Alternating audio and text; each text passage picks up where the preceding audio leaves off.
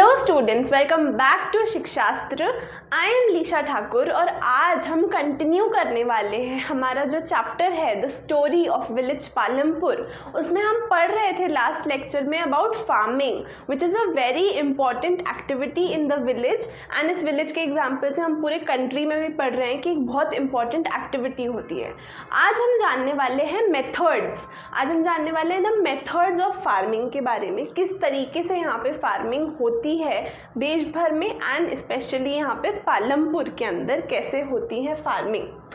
तो हम लास्ट उसमें पढ़ रहे थे कि लैंड डिस्ट्रीब्यूशन कैसे होता है पालमपुर में। अब हमने पढ़ा कि काफ़ी अनइक्वल तरीके से होता है लैंड डिस्ट्रीब्यूशन, यानी कि जो लैंड डिस्ट्रीब्यूट है वो काफ़ी अनइक्वल तरीके से होता है which is not at all fair.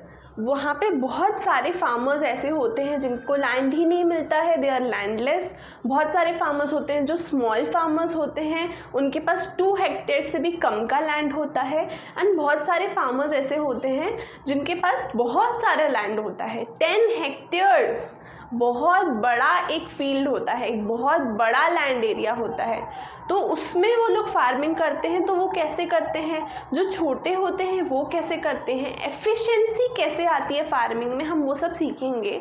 लेकिन उससे पहले हम समझते हैं कि लाइक सपोज यहाँ पे जो हमारा सपोज मान लीजिए ये पालमपुर का लैंड है, ये है पालमपुर का लैंड। अब इसमें कुछ बड़े फार्मर्स हैं जिनके पास ये जगह है, मान लीजिए ये फार्मर्स हैं, बड़े बड़े लैंड उनके पास हैं। और ये पूरा ये जो एरिया है ये एक का है, ये दूसरे का है, ये तीसरे का है, ये चौथे का है, ये 3, 4, 5, 6 कुछ बहुत ही बड़े फार्मर्स हैं जो इतना बड़ा बड़ा लैंड लेके बैठे हैं। लेकिन बहुत सारे और फार्मर्स हैं, उनके पास लैंड बहुत इतना सा लैंड है, उनके पास छोटा छोटा सा ऐसे बटा हुआ है उनके पास जो लैंड है, करेक्ट। अब जिनके पास इतना सा लैंड है वो लोग क्या करते हैं, वो लोग अपनी फैमिली की जो नीड्स हैं उनको मीट करने में ही बहुत ही ज़्यादा परेशान हो जाते हैं। उन नीड्स जो उनकी नीड्स हैं वही मीट नहीं हो पाती हैं कि उनका इतनी फसल ही नहीं उगती है कि वो अपने फैमिली का पेट भर सकें। और अगर उनके पास इतनी ज़मीन आ भी जाती है कि वो अपनी फैमिली का पेट भर सकें, फिर भी उनको बाकी भी तो चीज़ों के लिए पैसे चाहिए, बच्चों के स्कूल की फ़ीस के लिए पैसे चाहिए, मेडिकल के लिए पैसे चाहिए। तो अब क्या होता है, वो भी मीट नहीं कर पाते हैं उतने लैंड में। तब आते हैं हमारी बात यहाँ पे फार्मिंग, मॉडर्न फार्मिंग मेथड्स की। लेकिन कहते हैं ना, दुनिया बहुत अनफेयर होती है। जिसको ज़रूरत नहीं होती है उसको वो चीज़ मिल जाती है, और जिसको एक्चुअल में ज़रूरत होती है उस चीज़ की, उसको वो चीज़ नहीं मिलती है। बोलते हैं दुनिया इस टाइप की जगह, ऐसी शायरियाँ भी होती हैं कि अगर आपको ये चीज़ आज चाहिए तो आज तो नहीं मिलने वाली, एंड जब 20 साल बाद मिलेगी तब आपको हो सकता है उसकी ज़रूरत ही नहीं हो। आई एम नॉट सेइंग ऐसा होता है सबके साथ, बट लोग कहते हैं and this is the reality of life कि बहुत जगहों पे ऐसा होता है। अब मैं ये बात क्यों कर रही हूँ, कुछ जो हम आगे पढ़ने वाले हैं फार्मिंग के मेथड्स, मॉडर्न फार्मिंग के मेथड्स, उसमें आप देखेंगे कि जो मॉडर्न फार्मिंग की मेथड्स एक्चुअल में इन लोगों को ज़रूरत है जिनके पास इतना सा लैंड है। तो कायदे से इनको मिलने चाहिए वो रिसोर्सेज जिनसे कि वो मॉडर्न फार्मिंग कर सकें, जिनसे कि वो मल्टीपल फार्मिंग कर सकें, जिनसे कि वो ज़्यादा पैसे कमा सकें, कुछ उन्हीं को ज़रूरत है। लेकिन आप देखेंगे पंजाब वगैरह जैसी जगहों पे होता है ऐसा। पूरी मॉडर्न फार्मिंग क्या होती है मैं अभी आपको बताऊंगी, बट वहाँ पे मॉडर्न फार्मिंग अच्छे से पहुँच चुकी है। एंड क्या होता है कि वहाँ पे भी जो लार्ज फार्मर्स हैं उनके पास पैसे हैं, उनके पास रिसोर्सेज हैं। अगर आपने ये सुना हो तो बहुत हार्श चीज़ है, बट मैं आपको बताती हूँ कि इट इज़ सेड, मैं नहीं कह रही हूँ हर बैंक ऐसा करती है, पर ऐसा बोलते हैं कि बैंक सिर्फ उन लोगों को लोन देती है बैंक सिर्फ उन लोगों को लोन देती है जिनको उस लोन की एक्चुअल में ज़रूरत नहीं होती है, जिनके पास ऑलरेडी इतना पैसा है कि उनको वो लोन की ज़रूरत ही नहीं है। क्योंकि बैंक्स को अपने आप को सेव करना है ना, अपने आप को सिक्योर करना है। वो अगर ऐसे लोगों को पैसा देंगी जिनको उसकी ज़रूरत है, बट हो सकता है उनके पास घर या कुछ भी गिरवी रखने को ही नहीं है, तो बैंक उनको ट्रस्ट करके ऐसे ही थोड़ी ना पैसे दे देगी। बैंक कोलैटरल लेती है। कोलैटरल आपने पढ़ा होगा, कोलैटरल होता है एक चीज़ जो गिरवी रखी जाती है। अगर मैं किसी से अगर मैं बैंक से लोन लूँगी, अगर कोई भी इंसान बैंक से लोन लेगा, तो बैंक सपोज़ अगर 20 लाख का लोन कोई लेता है बैंक से, तो बैंक एटलीस्ट 30 लाख की कोई उसकी चीज़ गिरवी रखेगी। वो गोल्ड हो सकता है, वो घर हो सकता है, कुछ भी। अब ये जो स्मॉल फार्मर्स हैं, they are like the poor section of the society. उनके पास उतने रिसोर्सेज ही नहीं होते हैं, तो they don't get that methods. But जो लार्ज फार्मर्स होते हैं हमारे यहाँ, जो राजा बन के बैठे हैं, उनका ऐसा होता है कि they get all of the resources and वो लोग अपने बड़े बड़े खेतों में, बड़े बड़े पैमाने पे, बड़े बड़े लेवल्स पे ये सारे जो आगे हम पढ़ेंगे मेथड्स, उनको अप्लाई करते हैं एंड उससे और पैसे कमाते हैं। तभी अमीर लोग जो है वो अमीर होते जा रहे हैं एंड गरीब लोग गरीब होते जा रहे हैं। इट्स नॉट देयर फॉल्ट, उनकी गलती नहीं है, बट इट्स सोसाइटी ही इस तरीके से स्ट्रक्चर्ड है। हम जो इकोनॉमिक्स पढ़ रहे हैं, हमारी इकोनॉमी ही इस तरीके से स्ट्रक्चर्ड है कि उनके साथ ये सब चीज़ें होती हैं। बट सब्सिडीज़ और ये सब चीज़ों का नाम भी आपने सुना होगा, MSPs, ये सब होता है। MSPs minimum support price. Minimum support prices की गवर्नमेंट किसानों से क्रॉप्स खरीदने का एक मिनिमम प्राइस डिसाइड कर देती है, एक मिनिमम अमाउंट डिसाइड कर देती है कि हम इतने अमाउंट में तो आपसे खरीदेंगे ही। अगर आपको मार्केट में बेचना है, आप बेचो जाके। अगर मार्केट में सपोज़ हमने आपसे डिसाइड करी प्राइस 100, अब मार्केट वाले आपसे खरीद रहे हैं 120 का, तो आप जाके बेचो, हमारी कोई रोक टोक नहीं है, पाबंदी नहीं है। लेकिन बहुत बार मार्केट में ऐसी सिचुएशंस आती हैं कि आपका जो 100 रुपये की सब्ज़ी है वो कोई 80 में भी नहीं खरीद रहा है, 80 में भी नहीं खरीद रहा है, तो हम आपको सपोर्ट करते हैं। हम मिनिमम सपोर्ट प्राइस सेट करते हैं कि हम तो आपसे 100 में ख़रीद ही लेंगे। तो ये होता है मिनिमम सपोर्ट प्राइस। अब ये भी ऐसी चीज़ें दी जाती है फार्मर्स को, आपका नॉलेज में एक होराइजन एक्सपैंड करने के लिए मैं ये सब चीज़ें आपको बता रही हूँ। एंड इवेंचुअली सब घरों में नहीं होता है, बट इवेंचुअली जो पीसेस ऑफ लैंड हैं वो छोटे छोटे होते जा रहे हैं। आप कहेंगे इंडिया नहीं छोटा हो रहा है, पालमपुर का साइज़ नहीं छोटा हो रहा है, पर लैंड कैसे छोटा होता जा रहा है? हर फैमिली के पास जो है वो ऐसे छोटा होता जा रहा है कि अगर एक इंसान है और उसके पास इतना लैंड है, तब उसके 2 बच्चे होंगे अगर हुए, तो उसका जो लैंड है वो डिवाइड हो जाएगा 2 में। तो अब एक फैमिली के पास जहाँ इतना बड़ा लैंड था, अब एक फैमिली के पास सिर्फ इतना सा लैंड बचा। अब ये इंसान के अगर मान लीजिए 3 बच्चे हो जाते हैं, तो अब ये जो पार्ट है ये भी आपस में इतना छोटा छोटा डिवाइड हो जाएगा।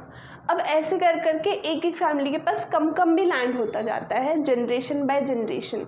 तो ये भी एक बहुत बड़ा ड्रॉबैक है, ये एक बहुत बड़ी प्रॉब्लम है जिसको सॉल्व करने के लिए अब हम पढ़ रहे हैं जो हमारे फार्मिंग मेथड्स हैं। देखिए बहुत अनफेयर ऐसी चीज़ें होती हैं। एक एग्जांपल आप समझिए, अगर आपकी क्लास में, थिंक ऑफ योर क्लास, अपनी क्लास का सोचिए, आपकी क्लास के बच्चे हैं 60, हो सकता है कुछ आपको पसंद करते हो सकता है आपके कुछ फ्रेंड्स हो सकता है कुछ नहीं भी पसंद करते हो, क्लासेस में होते हैं सब चीज़ें। But think of your class and imagine if only a few students, कुछ स्टूडेंट्स के पास had a large number of notebooks, कुछ बच्चों के पास बहुत सारी नोटबुक्स हैं। अब अगर आप इकोनॉमिक्स पढ़ रहे हैं तो आपको साल में एक ही इकोनॉमिक्स की नोटबुक की ज़रूरत है ना।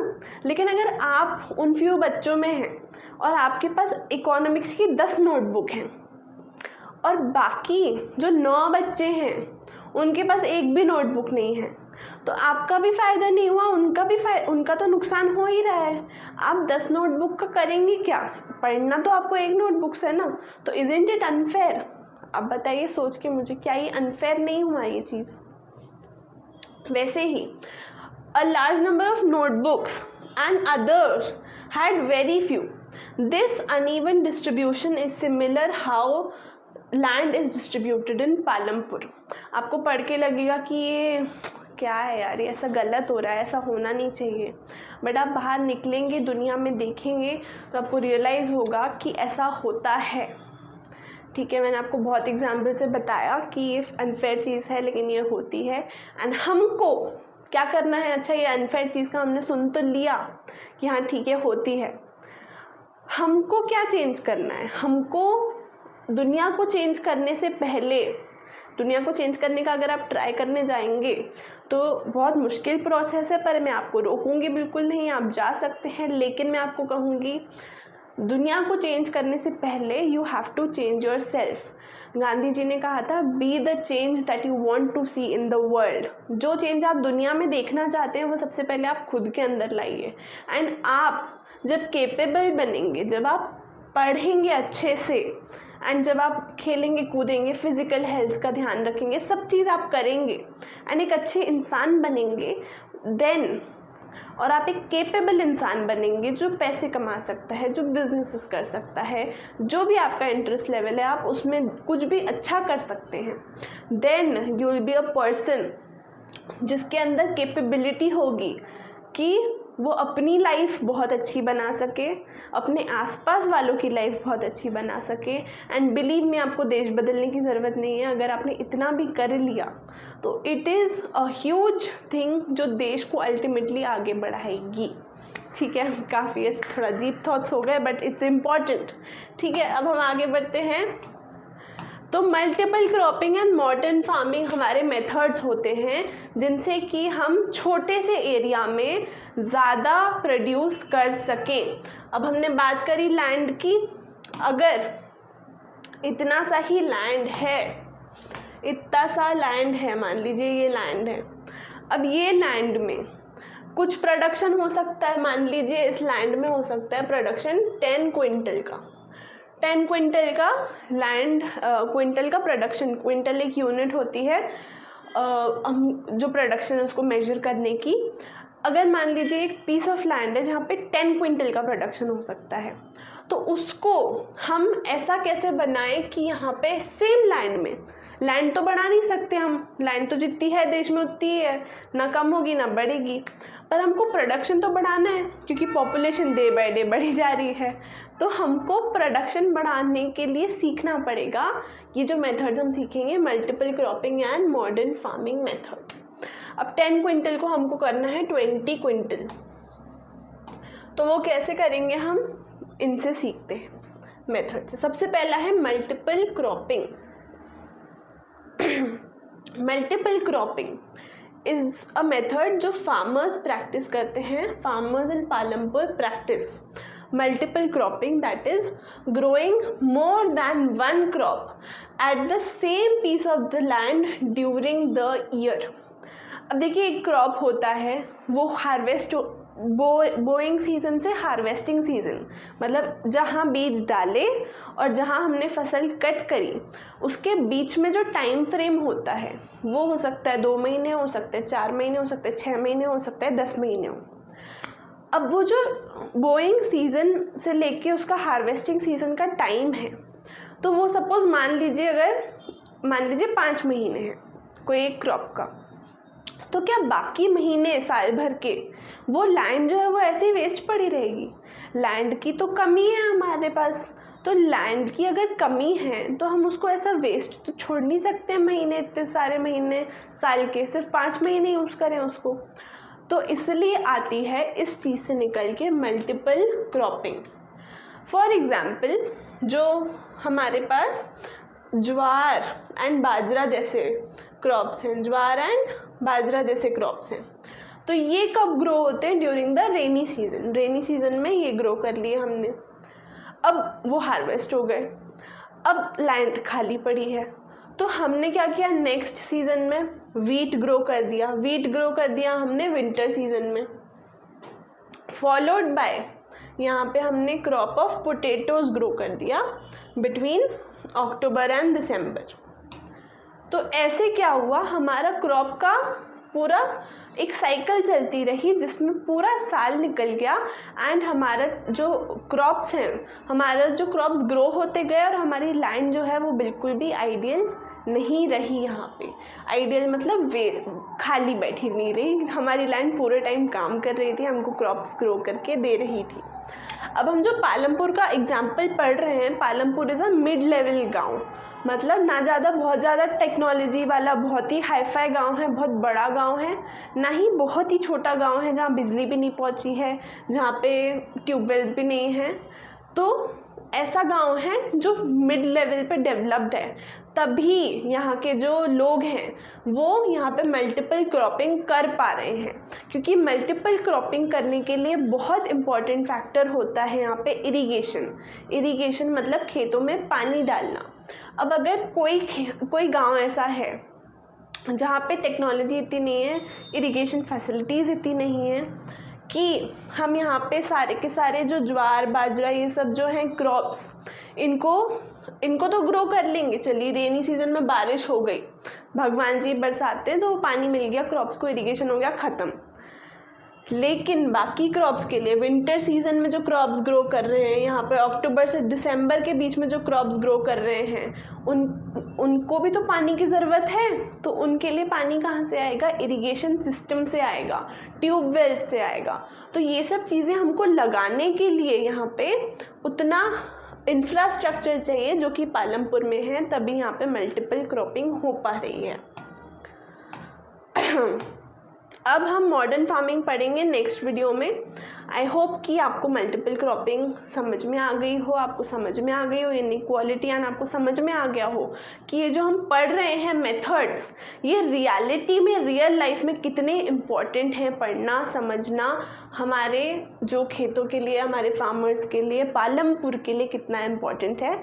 हम नेक्स्ट टॉपिक हम नेक्स्ट वीडियो में पढ़ेंगे। आई होप इतना समझ में आ गया हो अच्छे से। अगर आ गया हो तो थम्स अप दे दो और अच्छा सा कुछ कमेंट कर दो, और अगर कुछ क्वेश्चन है तो वो भी feel free to comment down below. Thank you so much for watching Shikshastra. I am Leesha Thakar signing off. Bye bye, good day.